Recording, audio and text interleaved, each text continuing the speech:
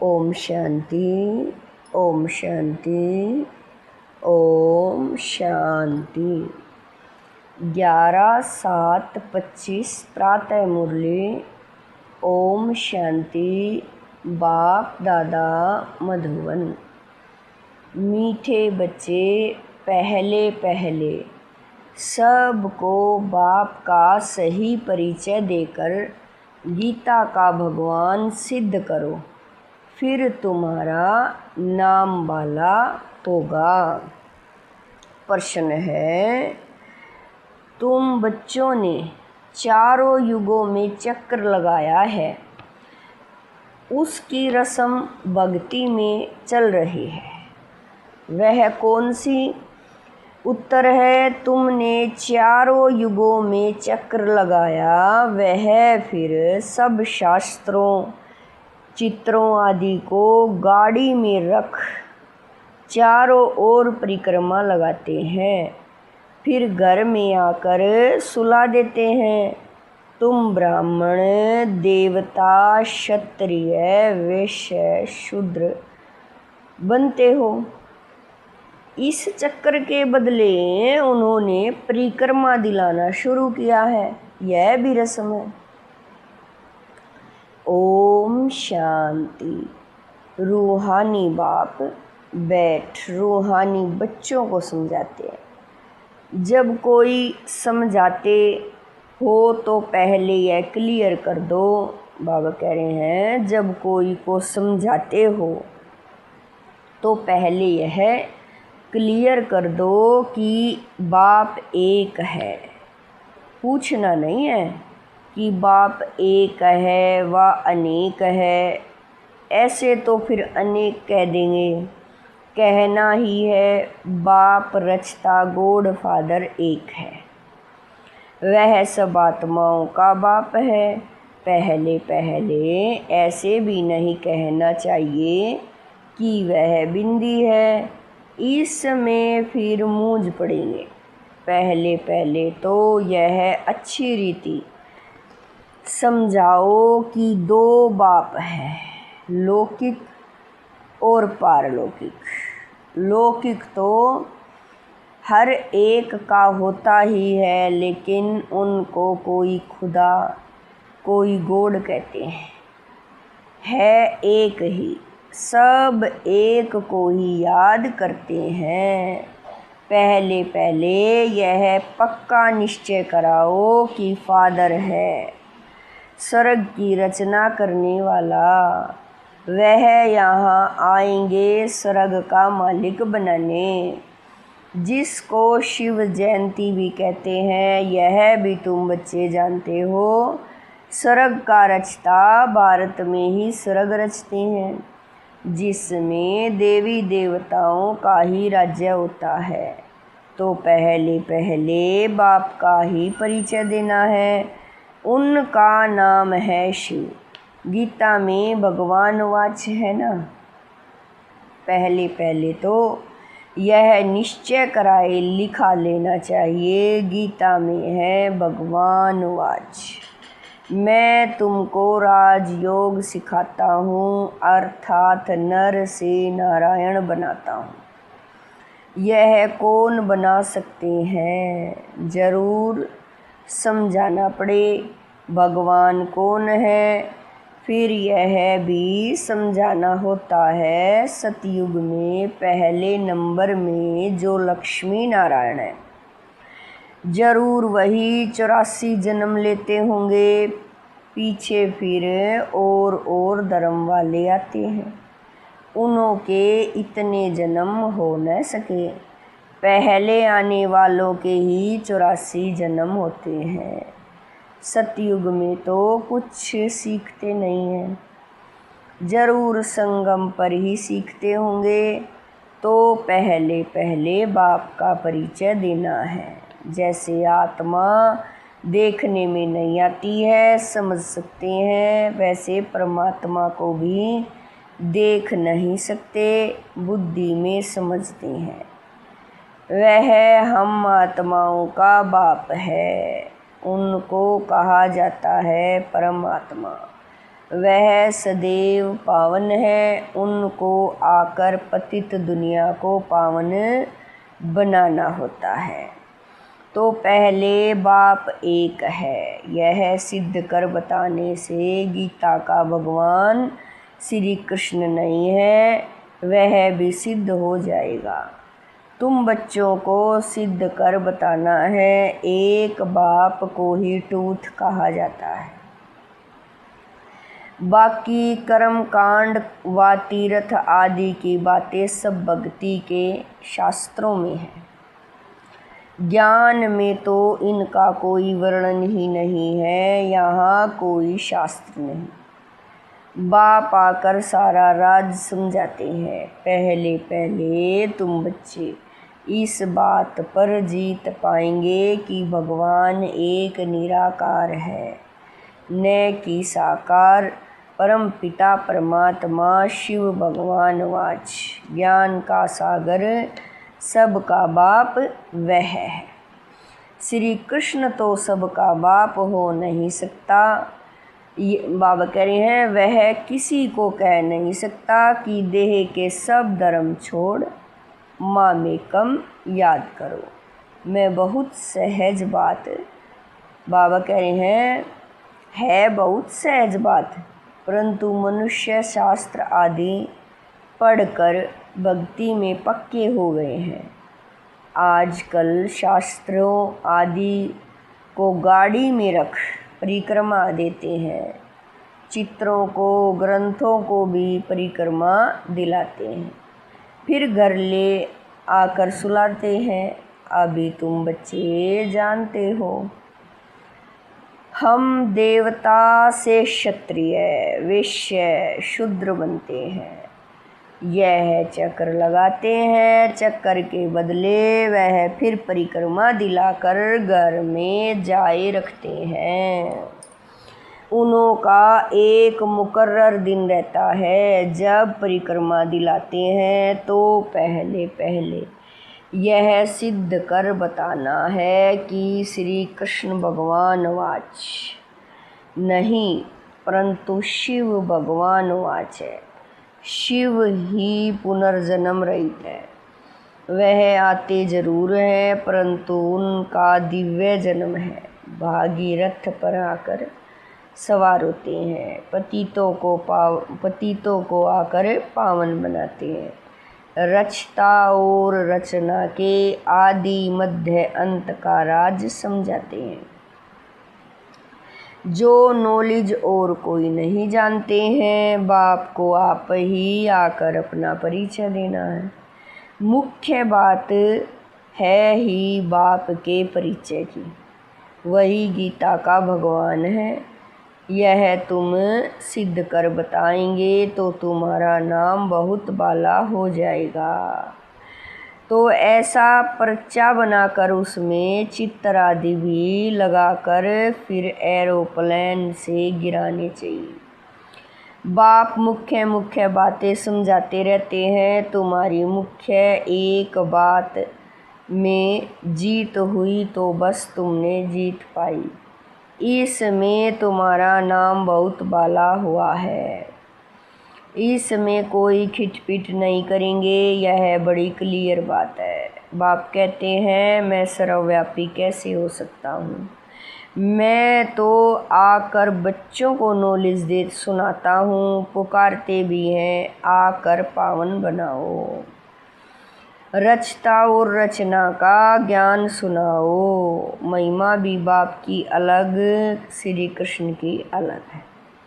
ऐसे नहीं शिव बाबा आकर फिर श्री कृष्ण व नारायण बनते हैं 84 जन्मों में। बाबा कह रहे हैं 84 जन्मों में आते हैं नहीं। तुम्हारी बुद्धि सारी यह बातें समझाने में लगी रहनी चाहिए। मुख्य है ही गीता।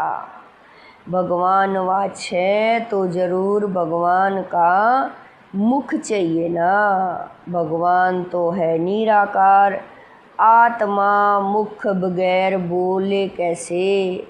तब कहते हैं मैं साधारण तन का, आधार लेता हूँ जो पहले लक्ष्मी नारायण बनते हैं, वही 84 जन्म लेते लेते पिछाड़ी में आते हैं, तो फिर उनके ही तन में आते हैं। श्री कृष्ण के बहुत जन्मों के अंत में आते हैं। ऐसे ऐसे विचार सागर मंथन करो कि कैसे किसको समझाएं, एक ही बात से तुम्हारा नाम वाला हो जाएगा।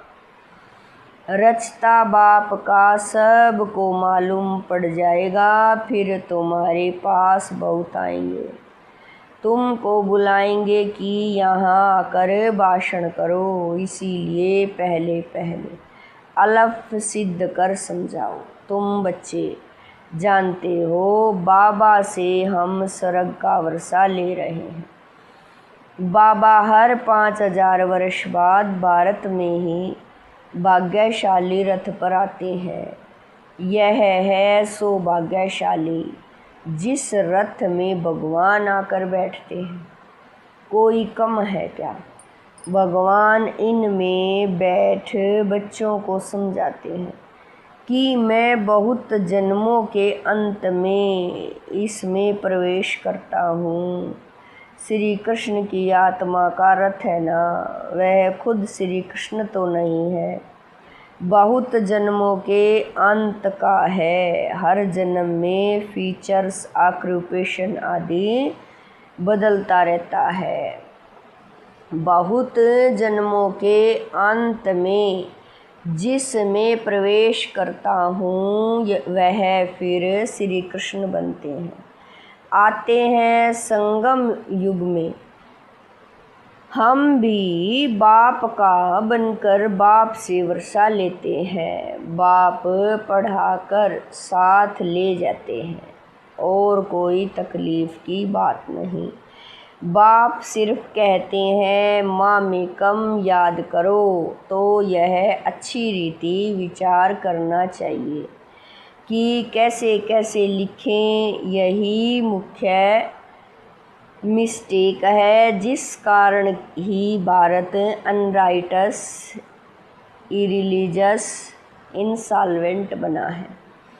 बाप फिर आकर राजयोग सिखलाते हैं, भारत को राइटस सॉल्वेंट बनाते हैं, सारी दुनिया को राइटस बनाते हैं। उस समय सारे विश्व के मालिक तुम ही हो। कहते हैं ना, wish you long life and prosperity. बाबा आशीर्वाद नहीं देते हैं कि सदा जीते रहो। यह साधु लोग कहते हैं अमर रहो। तुम बच्चे समझते हो, अमर तो जरूर अमरपुरी में होंगे, मृत्यु लोक में फिर अमर कैसे कहेंगे। तो बच्चे जब मीटिंग आदि करते हैं तो बाप से राय पूछते हैं, बाबा एडवांस राय देते हैं। सब अपनी अपनी राय लिख भेजें, फिर भले इकट्ठे भी हों। राय तो मुरली में लिखने से सबके पास पहुंच सकती है। 2-3 हज़ार खर्चा बच जाए। इन 2-3 हज़ार से तो 2-3 सेंटर खोल सकते हैं। गांव गांव में जाना चाहिए चित्र आदि लेकर। तुम बच्चों का जास्ती इंटरेस्ट सूक्ष्म वतन की बातों में नहीं होना चाहिए। ब्रह्मा विष्णु शंकर आदि चित्र हैं तो इस पर थोड़ा समझाया जाता है। इन्हों का बीच में थोड़ा पार्ट है।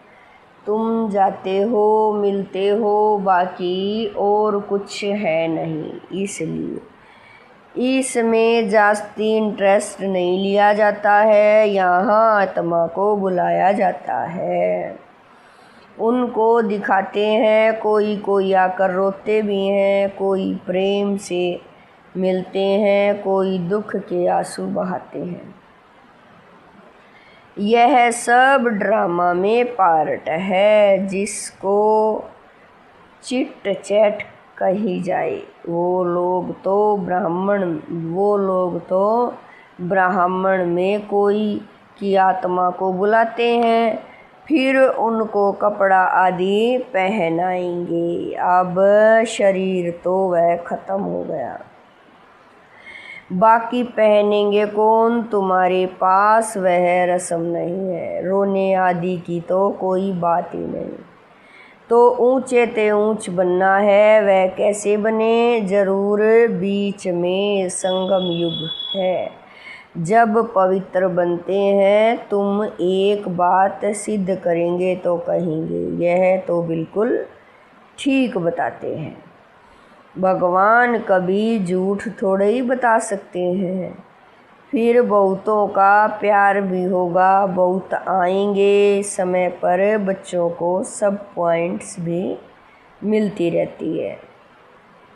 पिछाड़ी में क्या क्या होना है वह भी देखेंगे। लड़ाई लगेगी, बॉम्ब्स छूटेंगे, पहले मौत है उस तरफ, यहाँ तो रक्त की नदियाँ बहनी है।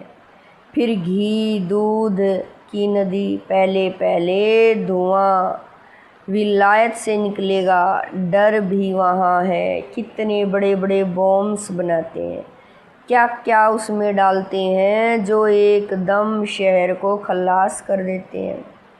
यह भी बताना है किसने स्वर्ग की राजाई स्थापन की। हेवनली गॉड फादर जरूर संगम पर ही आते हैं। तुम जानते हो अभी संगम है। तुमको मुख्य बात समझाई जाती है बाप के याद की, जिससे ही पाप कटेंगे। भगवान जब आया था तो कहा था मामेकम याद करो तो तुम सतो प्रधान बन जाएंगे, मुक्ति धाम में जाएंगे। बाबा कह रहे हैं फिर पहले से लेकर चक्कर रिपीट होगा। डीटिज्म, इस्लामिज्म, बुद्धिज्म। तुम स्टूडेंट की बुद्धि में यह सारी नॉलेज होनी चाहिए ना, खुशी रहती है। हम कितनी कमाई करते हैं, यह अमर कथा अमर बाबा तुमको सुनाते हैं। तुम्हारे अनेक नाम रख दिए हैं। मुख्य पहले डीटिज्म, फिर सब की वृद्धि होते होते झाड़ बढ़ता जाता है। अनेक धर्म, अनेक मतें हो जाती हैं। यह एक धर्म एक श्रीमत से स्थापन होता है। दैत्य की बात नहीं, यह रूहानी नॉलेज रूहानी बाप बैठ समझाते हैं। तुम बच्चों को खुशी में भी रहना चाहिए।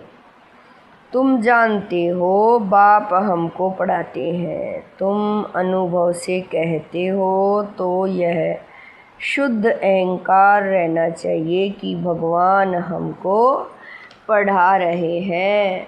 और क्या चाहिए? जब कि हम विश्व के मालिक बनते हैं तो खुशी क्यों नहीं रहती? या निश्चय में कहाँ संशय है? बाप में संशय नहीं लाना चाहिए। माया संशय में लाकर भुला देती है। बाबा ने समझाया है माया आँखों द्वारा बहुत धोखा देती है। अच्छी चीज़ देखेंगे तो दिल बिट करेगी। खाएं, आँखों से देखते हैं तब क्रोध आता है मारने लिए, देखें ही नहीं तो मारे कैसे? आँखों से देखते हैं तब लोभ मोह भी होता है। मुख्य धोखा देने वाली आँखें हैं, इन पर पूरी नज़र रखनी चाहिए। आत्मा को ज्ञान मिलता है तो फिर क्रिमिनल पना छूट जाता है। ऐसे भी नहीं है आँखों को निकाल देना है तुम्हें, तो क्रिमिनल आई को सिविल आई बनाना है। अच्छा मीठे मीठे शकील दे बच्चों प्रति माता पिता बाप दादा का याद प्यार और गुड मॉर्निंग। रूहानी बाप की रूहानी बच्चों को नमस्ते। हम रूहानी बच्चों की रूहानी माता पिता बाप दादा को दिलवा जान शिकवा प्रेम से याद प्यार गुड मॉर्निंग नमस्ते। ओम शांति। मेरे बाबा मीठे बाबा प्यारे बाबा, लाख लाख शुक्रिया मेरे बाबा। धारणा के लिए मुख्य सार है। नंबर 1, सदा इसी नशे व खुशी में रहना है कि हमको भगवान पढ़ाते हैं। किसी भी बात में संशय बुद्धि नहीं होना है। शुद्ध अहंकार रखना है। नंबर 2, सूक्ष्म वतन की बातों में ज़्यादा इंटरेस्ट नहीं रखना है। आत्मा को सतो प्रधान बनाने का पूरा पुरुषार्थ करना है। आपस में राय कर सबको बाप की सही पहचान देनी है। वरदान है पास विद ऑनर बनने के लिए पुरुषार्थ की गति तेरव और ब्रेक पावरफुल रखने वाले यथार्थ योगी भव। वरदान है पास विद ऑनर बनने के लिए पुरुषार्थ की गति तेरव और ब्रेक पावरफुल रखने वाले यथार्थ योगी भव। वर्तमान समय के प्रमाण पुरुषार्थ की गति तेरव और ब्रेक पावरफुल चाहिए, तब अंत में पास विद ऑनर बन सकेंगे। क्योंकि उस समय की परिस्थितियाँ बुद्धि में अनेक संकल्प लाने वाली होगी। उस समय सब संकल्पों से परे एक संकल्प में स्थित होने का अभ्यास चाहिए। जिस समय विस्तार में बिखरी हुई बुद्धि हो, उस समय स्टॉप करने की प्रैक्टिस चाहिए। स्टॉप करना और होना, जितना समय चाहे उतना समय बुद्धि को एक संकल्प में स्थित कर लें, यही है यथार्थ योग। स्लोगन है आप ओबीडेंट सर्वेंट हो, इसीलिए अलमस्त नहीं हो सकते। सर्वेंट माना सदा सेवा पर उपस्थित। बाबा कह रहे हैं स्लोगन में आप ओबीडेंट सर्वेंट हो, इसीलिए अलमस्त नहीं हो सकते। सर्वेंट माना सदा सेवा पर उपस्थित। अव्यक्त इशारे हैं। संकल्पों की शक्ति जमा कर श्रेष्ठ सेवा के निमित्त बनो। जैसे इंजेक्शन के द्वारा ब्लड में शक्ति भर देते हैं, ऐसे आपका श्रेष्ठ संकल्प इंजेक्शन का काम करेगा। संकल्प द्वारा संकल्प में शक्ति आ जाए। अभी इस सेवा की बहुत आवश्यकता है। स्वयं की सेफ्टी के लिए भी शुभ और श्रेष्ठ संकल्प की शक्ति और निर्भयता की शक्ति जमा करो, तब ही अंत सुहावना और बेहद के कार्य में सहयोगी बन बेहद के विश्व के राज्य अधिकारी बन सकेंगे। ओम शांति।